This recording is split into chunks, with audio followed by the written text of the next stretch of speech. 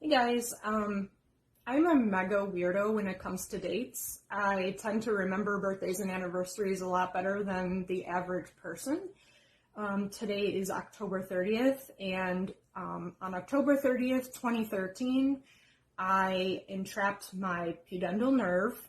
And for those of you who are new to my channel, the pudendal nerve is the main nerve in the pelvis that controls the pelvic floor. It arises from S2, 3, and 4 of the sacral nerve roots. The pudendal nerve has autonomic fibers, so that means it's part of the autonomic nervous system, which, for those of you who don't know, people that have connective tissue disorders have a lot of issues with the autonomic nervous system. So that nerve branch being entrapped wreaked a lot of havoc on my autonomic nervous system.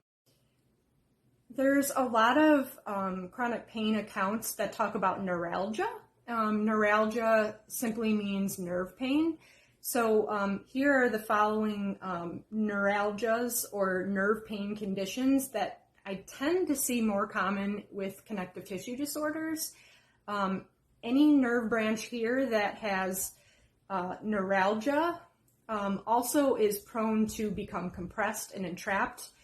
So what that basically means is that scar tissue or tissues of ligaments or surrounding areas can compress that nerve and cause a lot of chronic pain.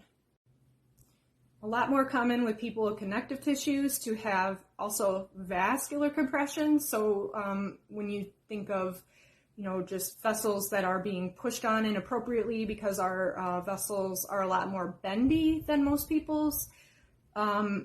But basically, I just wanted to pop on here and just remind everybody that we are more prone to these things, and we need to be careful. And my particular nerve entrapment is very sensitive in nature. It involves the genitals, it involves the rectum, and not everybody talks about this openly. I'm a very sex positive person, so I would in no way, shape, or form try to shame anybody for how they live their lives, especially what they do in the bedroom. But those of us with a connective tissue disorder need to treat the pelvis and the genitals and the rectum just like any other body part. It's prone to injury. And when I say that, I don't say that to scare anybody, but to raise awareness, because that nerve branch is prone to damage, and it happened to me. And so yeah, this is just kind of a sad day for me. It's a day of reflection. I've come so far.